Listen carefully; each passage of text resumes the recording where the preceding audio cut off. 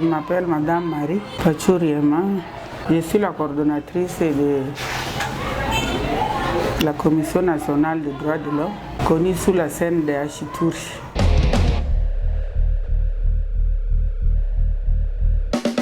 La CNDH est créée en 2013.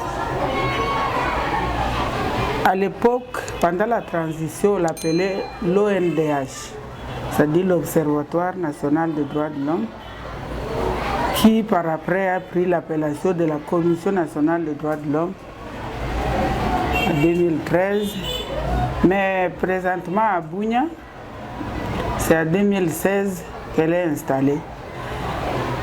La CNDH fonctionne dans les 26 provinces du Congo, de la RD Congo. Et chaque province, dans son chef-lieu, on a alors une institution, cette institution-là, avec la coordonnatrice ou le coordonnateur, suivi de ces 3 adjoints.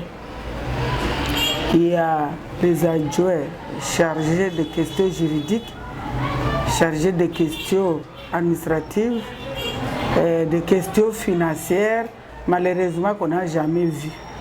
Sinon, les deux adjoints travaillent bien. Petit à petit, il y a 2 ans, on a commencé aussi à affecter le chef d'antenne. Normalement, au chef-lieu de la province, il y a aussi l'antenne urbaine. Comme ici à Bunia, on a une antenne urbaine. C'est chapeauté par un chef d'antenne urbaine.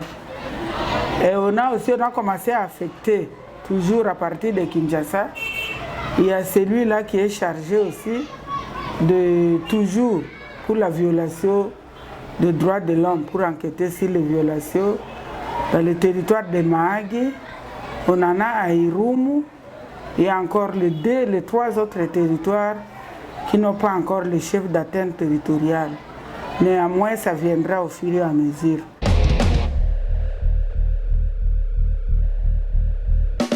La CNDH, la Commission nationale des droits de l'homme, a plusieurs attributions.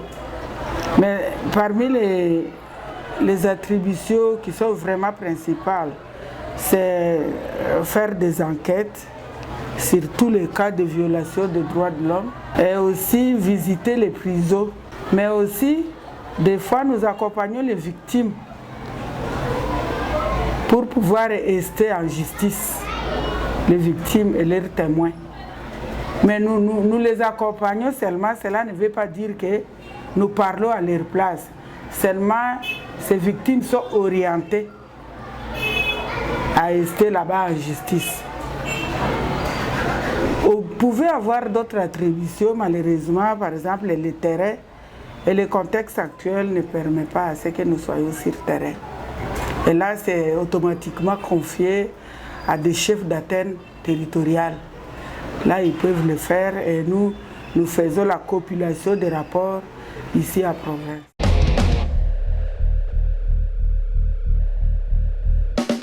Nous sommes nationales. Les Nations Unies, c'est international. C'est automatique. Et ils s'occupent aussi des violations, mais peut-être celles-là qui sont basées dans la province de l'Ituri. Et aussi font les enquêtes, les investigations suite à des violations qui se passent au sein de la province. Mais eux, ce sont les Nations Unies, ce sont les grands baobabs. Nous sommes seulement étatiques au niveau national.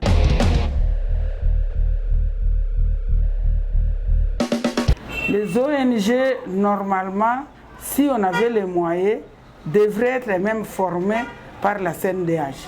Mais malheureusement, peut-être les occasions viendront plus tard où nous devons, ce sont nos collaborateurs, mais nous sommes au-dessus.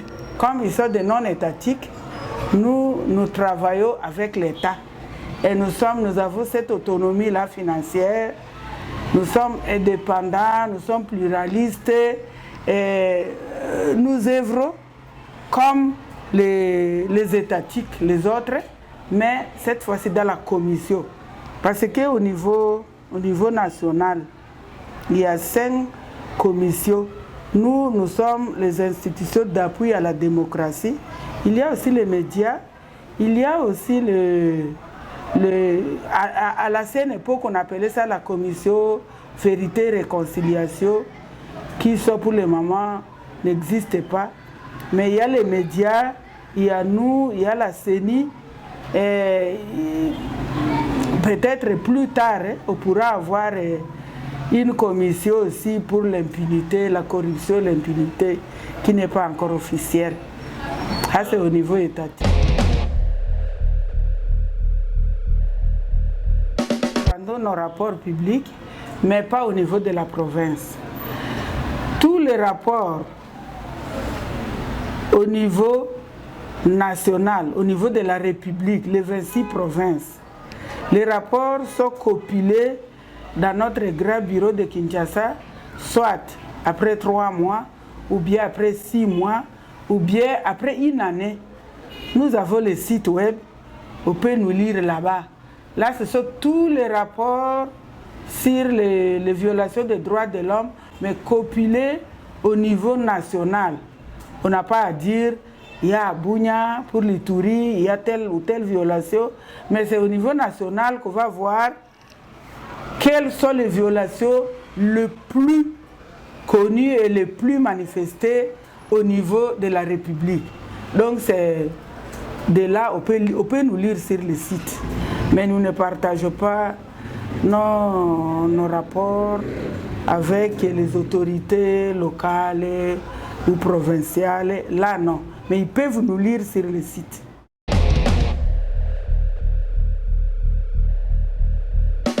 La porte, elle reste ouverte. Elle est ouverte à ce sens que quelqu'un peut venir parler d'une violation subie verbalement, tout comme il peut mettre ça par écrit et nous lisons ça et nous le mettons dans nos rapports que nous envoyons plus loin. Mais aussi, comme je l'ai dit au début, nous pouvons aussi faire la conciliation. Des gens qui veulent que leurs problèmes s'arrangent au niveau local, ils peuvent nous demander comment ils peuvent procéder. Mais aussi, si ce n'est pas la conciliation, on peut les accompagner en justice pour à ce qu'ils puissent terminer judiciairement les problèmes au niveau de la justice. Ça, c'est ce que nous faisons. La collaboration, elle est surtout étroite avec les autorités provinciales et les gouverneurs. Nous avons aussi les hautes autorités militaires, policières, mais nous avons aussi les chefs de service avec qui nous travaillons étroitement. Parce que si c'est là, ce sont les vrais violateurs des droits de l'homme. Alors, si ceux-là n'ont pas une collaboration avec nous, c'est aussi difficile de rédiger nos rapports. Nous devons voir tout ce qui se passe de leur côté et nous les formulons. Les groupes armés ont leurs chefs. Et ces chefs-là qu'on ne connaît pas, raison pour laquelle on parle des assaillants à cravate, nous ne les connaissons pas. C'est un peu difficile. Mais comme ce sont des abus, des violations des droits de l'homme qui sont en train de se commettre là-bas, nous parlons seulement de ces abus. Ça, s'adresser aux chefs.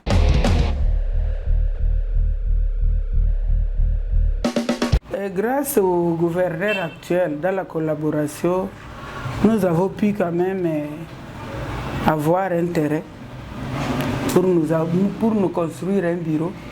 Parce qu'on a travaillé, depuis qu'on travaillait avec le gouverneur Penembag, avec le gouverneur Bamanissa, c'était tout un problème malgré que la MONUSCO nous avait quand même promis de nous construire et de faire l'équipement.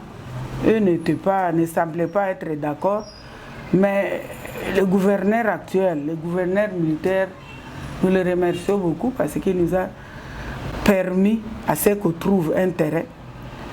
Il a mis Il a fait tous ses efforts pour réunir les chefs de service, cadastre, urbanisme, titre foncier, tout ça pour nous accorder un terrain et sur lequel on est là.